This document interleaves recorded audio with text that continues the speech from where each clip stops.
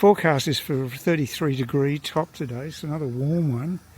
And we're in a bit of a mini heat wave at the moment, so it could be a long, hot summer. You never know with weather, you just never know.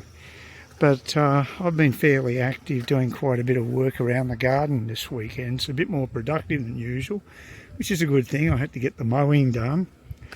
And at the end of my mow, something weird happened. I finished up with the nature strip. I'd done the rear prior to that, and I kept adjusting the blade level. And when I finished the mow, the lever to adjust the height of the blade was way down below the minimum setting. It just fallen off the scale totally. And I couldn't move it up. It was totally jammed. So I'll have to get Dale to have a check that out tomorrow. Also got a dripping hot water tap. It wasn't just dripping, it was actually a fairly low flow of hot water. And I knew something was wrong because when I went to have a shower, normally when I turn on the hot shower tap, it first comes out with a bit of cold water before it heats up. But it had been hot from the word go, so I thought this is a bit weird. And a day or so later I checked out, because I'm so blind, I couldn't actually see the flow of water coming out of the tap for the bath.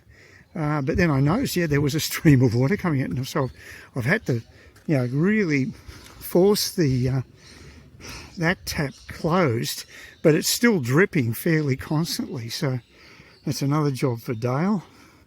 I should have mentioned it to him too. I was actually, I was going to mention the fact that I had that hot water tap was a bit weird, but I just didn't cross my mind, unfortunately. So they could have got that done on Friday. Other thing I've been doing regarding the garden is I've been lopping off the feet of palm fronds. I've got a crap load of them in the carport, and I have to do that before I can actually mulch them. You have to get the foot off the wide stem or feet of the fronds before you can actually put the stem into the small slot into the mulcher to go through it. And I did that, and I did the mulching, but unfortunately it got jammed a couple of times, and the last time I was just sweating like a pig. It was really taking it out of me because I'd had to saw off all the feet of the fronds as well. So I was pretty exhausted, and my t-shirt was saturated with sweat, and I just pulled the plug at that stage, even though I hadn't finished doing all the fronds. So come back to fight another day, but it's just, that's the way that mulcher works. It just jams from time to time. Unfortunately, there's no easy access near the blades where you can just clean it out. It's really difficult. It's a safety feature, I guess, to keep the blade away from your hands, but you do need to get access in there to clean the compressed plant matter that's blocking the blades. So, good old Jim mowing. Jim Penman, someone I went to university with and actually appeared in a play or two with. So don't know him that well. My ex seemed to get on with him better than I did. She invited him round to our house to play a game of Risk, and all his nerdy mates turned up. But who would have picked that? He was a philosophy tutor, I think, at that stage. But he ended up going into small business, obviously, which became bigger business as time went by. There's a bit of background information for you. So good old Jim Penman of Jim's Mowing, an old La Trobe University student. So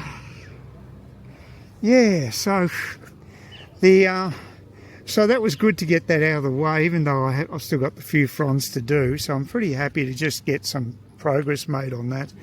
The other thing, yesterday I got some seeds through the mail, and I decided to prioritise the passion fruit seeds because the growing season finishes in December, even in the tropics.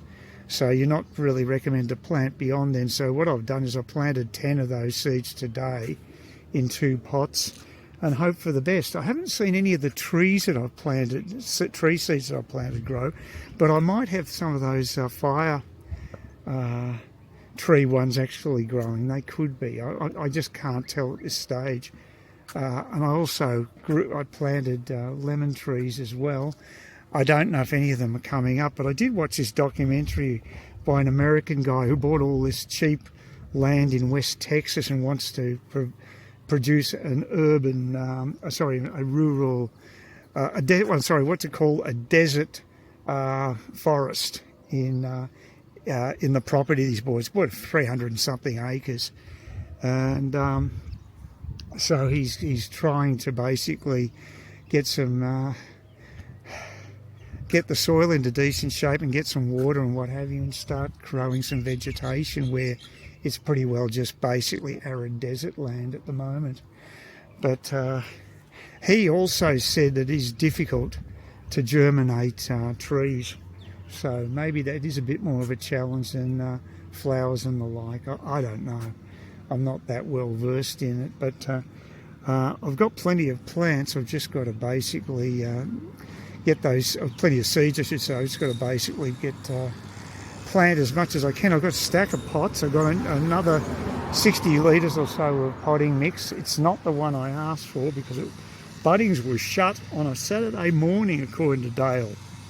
He came around Saturday, it wasn't Friday, it was Saturday, and he went to the gardening section and it was closed on a Saturday morning. I mean, how bloody stupid is that? I mean, you'd think it'd be one of their prime demand times.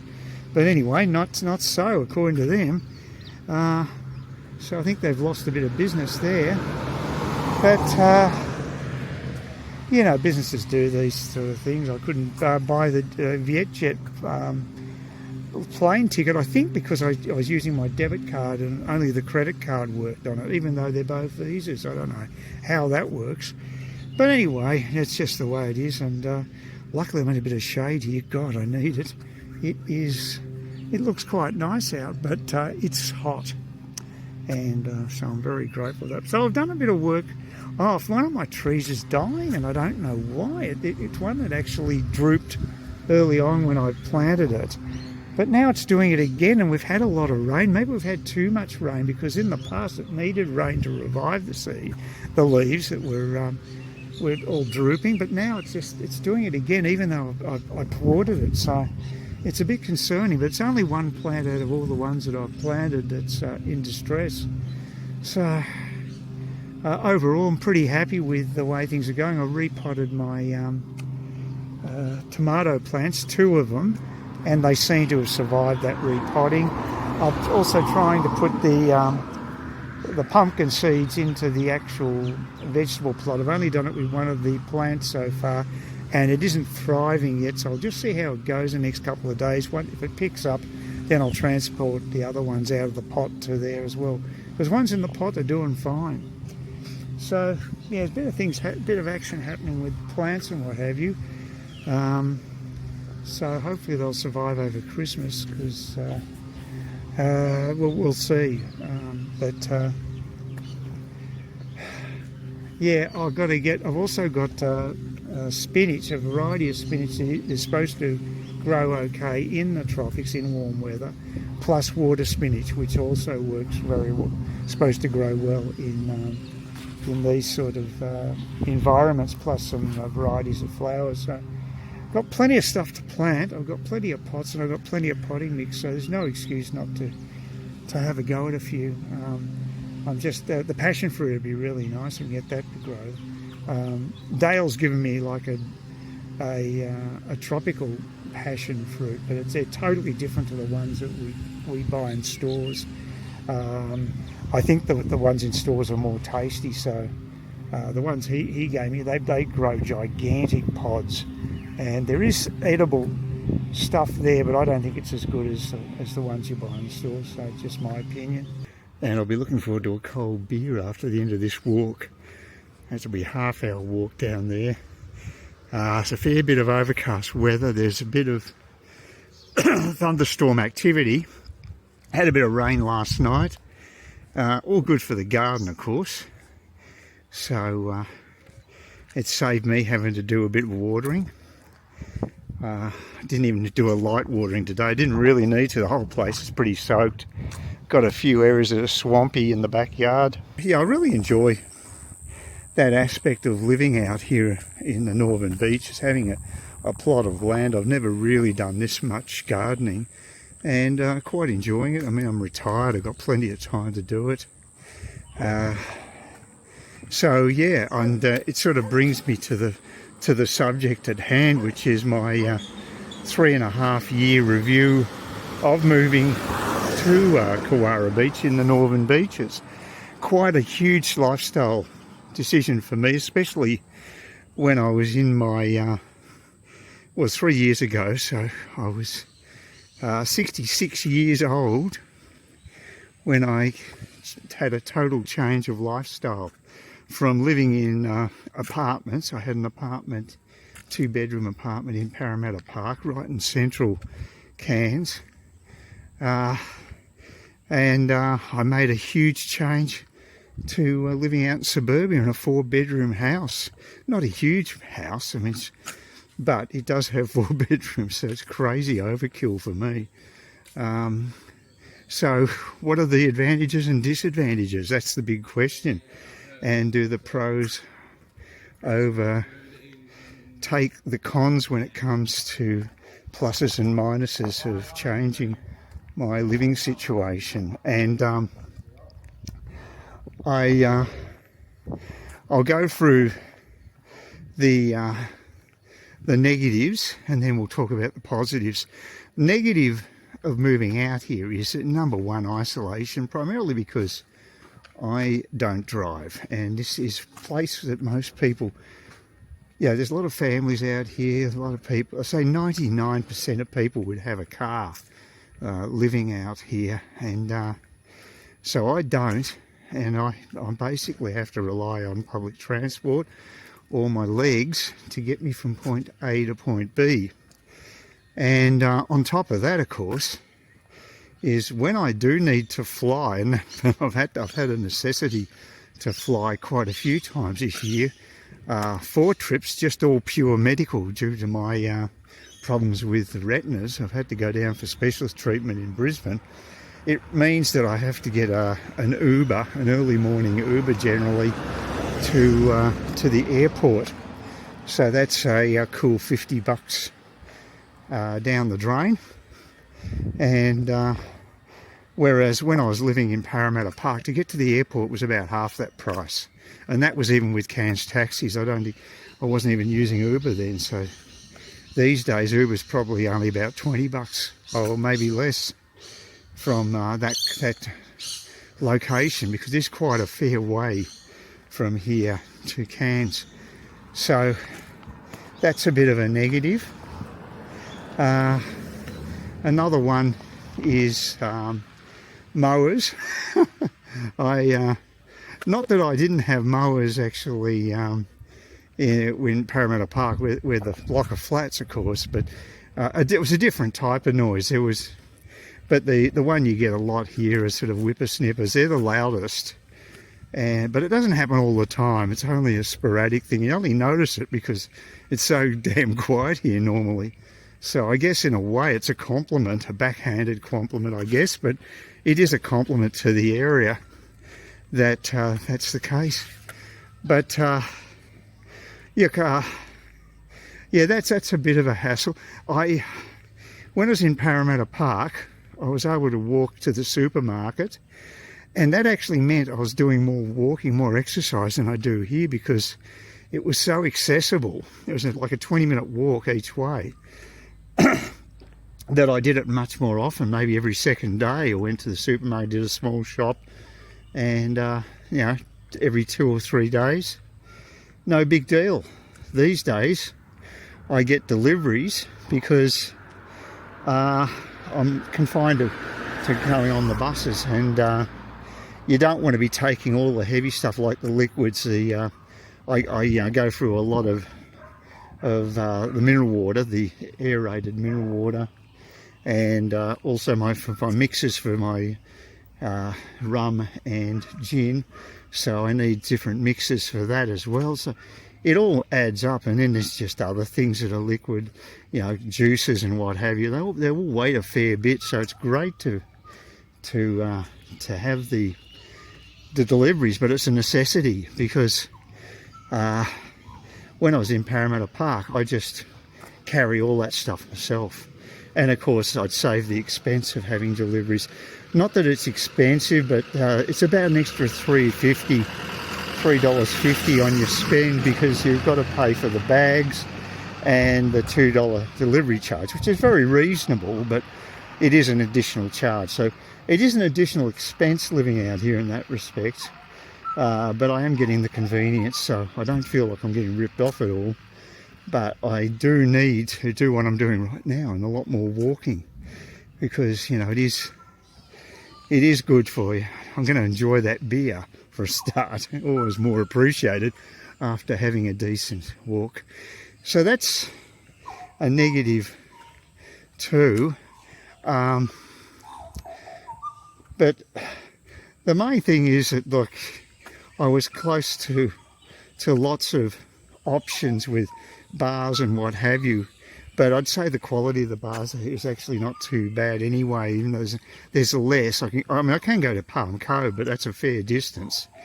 But the Trinity Beach has got a couple of decent bars, and of course the sports club is quite good and very good value. So I'm getting off the track here. I'm getting into a few positives and mixing it about a bit, but it's hard to sort of stay on the one category. And I'm trying to think of other major disadvantages. I mean, the GP at when I was living in Parramatta Park was 1 block away. You know, everything's closer. So all the basic sort of necessities.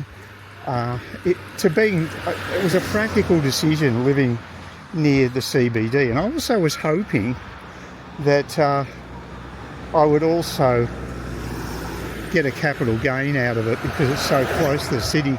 And using the logic of living in, say, you know, Melbourne, you know, if you're closer to the city you are, you expect your real estate to do better, but that doesn't necessarily follow up here. It's a different beast. But as a matter of fact, the opposite occurred, and I might as well get on to some positives, because I might be able to. I wrote down some notes, but I'm just doing it on the fly right now, so I might do an addenda to this particular video, just including the other negatives, but there aren't that many, to be quite frank. One of the biggest negatives, though, from moving up here was I couldn't get a GP for a year. They just didn't have any slots available, and that was a huge one. Whereas no problem in central Cairns, you know, just wander in. They had a choice of different bulk billing options. So yeah, that was much better. And of course the hospital was within walking distance. Now I have to get a bus. And this is probably the biggest hassle of all, is I have to get the bus because it's every week I've got to go in. And it's almost an hour each way, because the bus takes a very convoluted route through Trinity Beach and Trinity Park to before it even gets to the university, and then it's a bit more of a straight run into the city. The 110 bus bypasses all that crap and goes straight down the highway.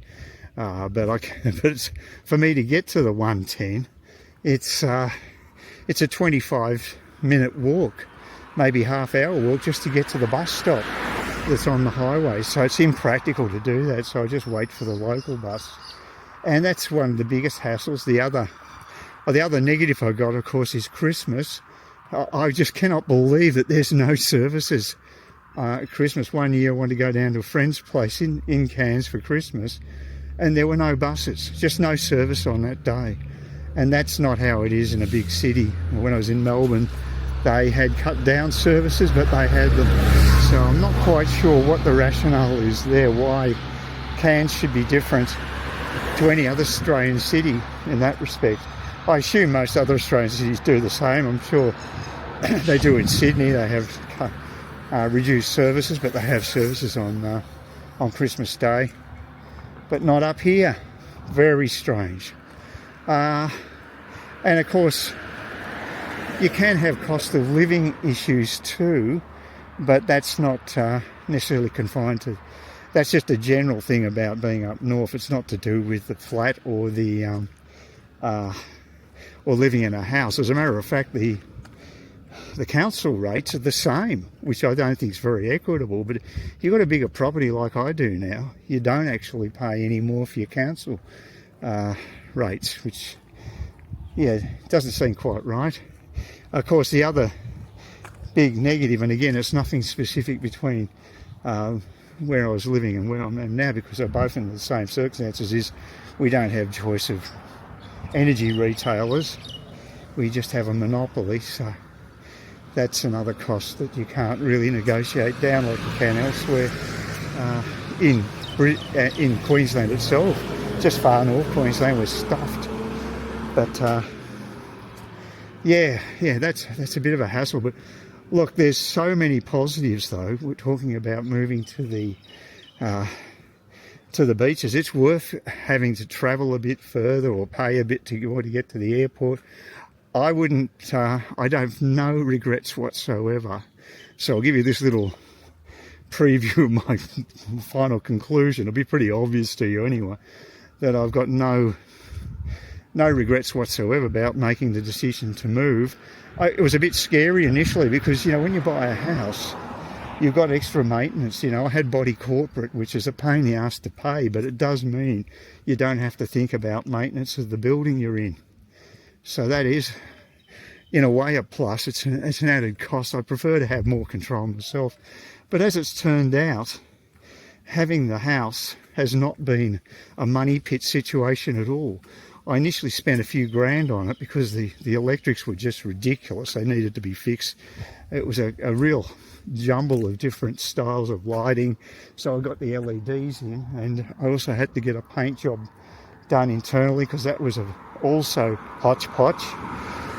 So that's something that I had to do, and I knew I'd had to renovate the kitchen at some stage. Whoa, there's something for you, a bit of thunder. We had that overnight too. Hopefully it won't get struck by lightning. That would be nice. So I'll get a lift back home anyway, I know that. But whew, yeah, quite spectacular. As I say, you can feel the humidity. It is quite humid out here. But anyway, getting back to living up here, that was a real worry for me when I first bought. A big commitment. I did look at another place in Clifton Beach, which would have been fabulous as far as practicality is concerned. Well, when I say I looked, I didn't look at it physically. I wasn't in a position to buy at that stage, so I only did it online. But it looked fantastic. It was like Spanish style place with not much, there's no grass or anything. It was just all tiled, and there were a couple of areas for plants, but basically very low maintenance, but like a huge, or like a unit without really any land as such, like with garden type land with grass or what have you. In retrospect, I probably miss that now. I'd have to put everything in pots, which I could have done, but it's nice having an actual plot of land because I've really put more effort into. Oh geez. Yeah, that's a fair way off, I think, but I could see on the radar there's quite a few clouds out there. Anyway, I think I'll walk fast. I don't want to get caught in a thunderstorm.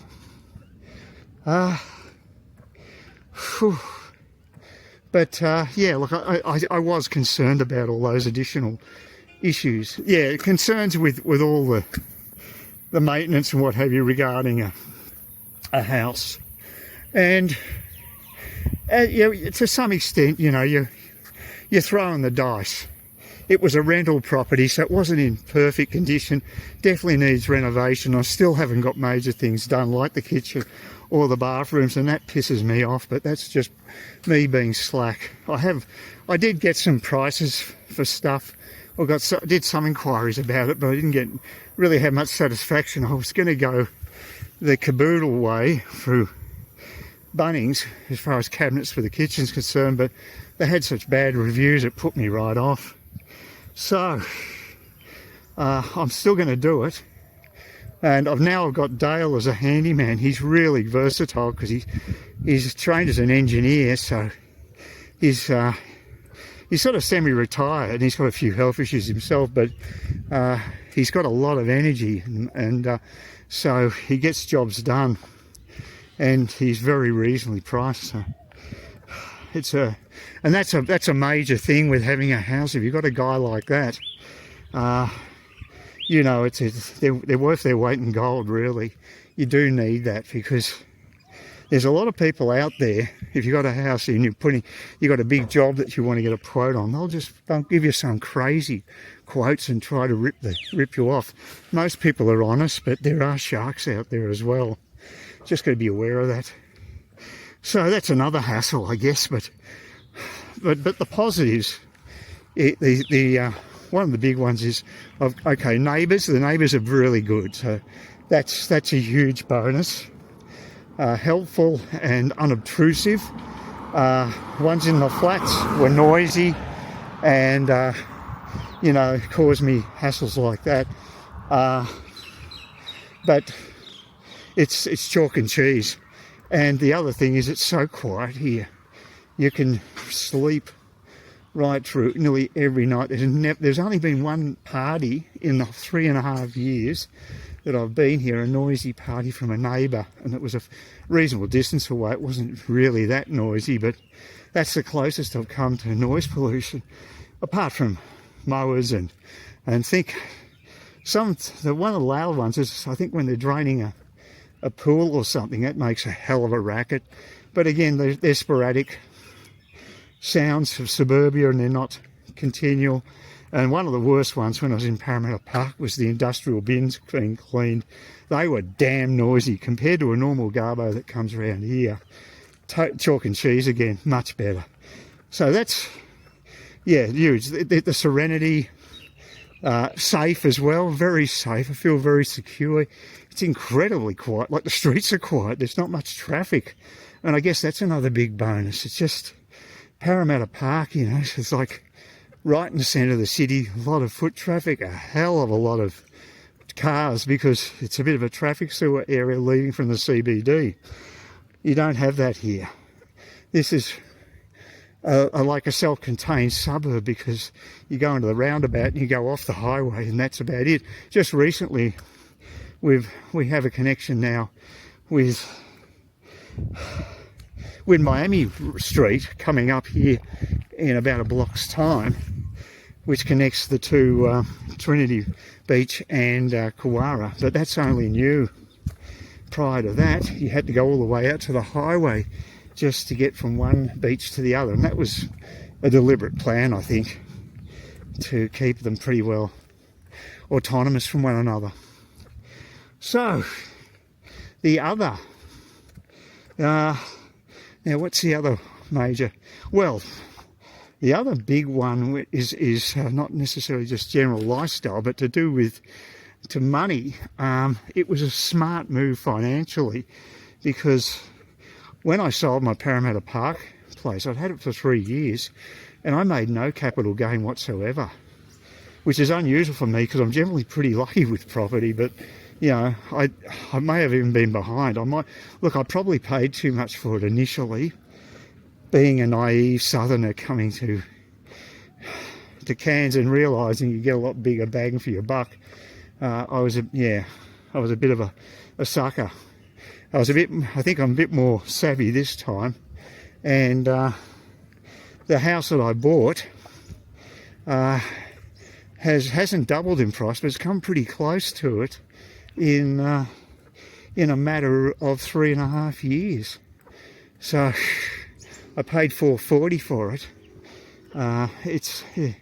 The estimates vary quite a bit. If you believe the bank, I actually had double my money at one stage, although they amended that estimate down again.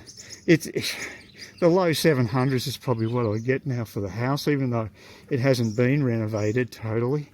So there's a lot of work to be done internally, but I have put a lot of work into the garden of recent times, so that will definitely help. But I didn't do it for any resale purposes. I just did it because I want a nice garden, and I've had areas with a lot of grass. Reducing the grass is great because I don't have any love for mowing, so that's been reduced substantially, probably half the amount of mowing required in the property, so that's a huge bonus. And now there's mulch everywhere and there's trees growing, and yeah, I really love my garden. It's fantastic. And you know, trying to grow my own ginger, for instance, things like that's really good. I've got hope that next year I'll get snow peas, providing some edible greens, because I don't think I'm going to get a crop this year, but there's still healthy plants there, which would have died off in the previous place that I planted it. So that's a real buzz to have that. The other day, I just picked a pineapple that I grew in my backyard. It's only a small one, but Dale reckons I needed to pick it because it's gone soft, so if I leave it there it'll just rot. But yeah, what I'll do is I'll cut the head off it with where the leaves are and put it in the ground and get another one growing, another plant growing. But this is a second pineapple that's produced. I only thought they produced one, but each plant, but apparently not. So that was a bonus. And look, it is really good to be able to grow your own stuff. I love it. So, and you know, doing things like mulching, part of it, talking of different lifestyle mulching, palm fronds, and cutting the feed off palm fronds was all totally foreign to me before I moved up north, or even until I moved into a house. I never had to worry about that. It was all body corporate, looked after all that stuff. But yeah, I enjoy it in a perverse way. Yeah, so it's really good. And speaking of today, it's just nice to be able to wander up to a local place like the sports club, which is fantastic value, friendly people, gets me good exercise. Looks like I'm not going to be struck by lightning, which is nice. So yeah, it's great, you know, just, you know, the booze, you get cheap booze up here. There's the beach house is on Trinity Beach. Haven't been back there for a while, but their happy hour's good, and the happy hour's good at the tavern as well. So we're pretty well serviced, even though it's not Palm Cove. There's three places that I can go to get reasonably priced food and drink, so no complaints. And then there are other restaurants out here, but I don't generally go to restaurants. I did it when I was with my ex. We used to do that sort of stuff, sort of thing you do when you're in a couple situation, more than say if you're single, I think. But anyway, the bottom line is that it's been a total success, with slight irritants, and that's it. A couple of very minor negatives, but they fade into obscurity compared to the positives of doing this. So what I've done, I've been totally counterintuitive at my age, a 66-year-old upsizing to a 4-bedroom house. On the surface doesn't look like a particularly smart move, but it has been. It's been a smart move financially, and it's been a fantastic move as far as lifestyle's concerned. So, you know, I'm pretty damn happy. And I haven't even mentioned all the wildlife around here as well. There's wallabies and birds and stuff. It's an amazing place to live. And luckily I haven't seen taipan snakes. That wouldn't be so amazing, or crocs. And I am only 10 minutes walk to the beach. Incredible. And I've got to go back there soon, because I'm going there less and less. A day like today would be a great day to have a dip. Assuming they've got the nets up, because you'd want some protection from the stingers right now, I'd say. Oh, of course it's going to be... Oh, I knew it gets floods badly down here. I just realised I'm coming this way, and it's going to... I could have gone the other way down the main road, and probably would have been a smart move today, but as you can see, it doesn't take much to flood here. They need to redo the pathways, elevate them, or provide better drainage. Oh, that's heaven under the... Oh, that shade. Oh, never underestimate the medicinal effect of shade on a hot, humid day. Well, like I said, I've had to be pretty stiff to get hit by lightning now. I think I've pretty well avoided that fate, thank God. I've got enough challenges in life, health-wise, without having to battle against a major lightning strike. And a number of people every year do die from lightning strikes. It's not that rare. I mean, rare, relatively rare, but statistically significant still. It does happen. I think I can hear, it sounds, yeah, cane toads. They love it when it rains. They bloody breed, the bastards. That's their mating call, I think. Wonderful creatures. How majestic they are. Oh, they're doing a bit of work on the plants over here. The tree loppers are out. Oh, that's a noisy thing. Well, I'll have to cut short the video then, because it's going to be too noisy. One of those damn things. So, I survived the walk, and I'm flourishing in Kewarra Beach. Totally recommend it. And I'm just a single old guy. If you've got a family or whatever, it'd be magic. Oh, well, thanks for watching my latest video. I hope you enjoyed it. And if you've got any comments, I'd be really interested. It's just the way I feel about the move to Kewarra Beach from Parramatta Park.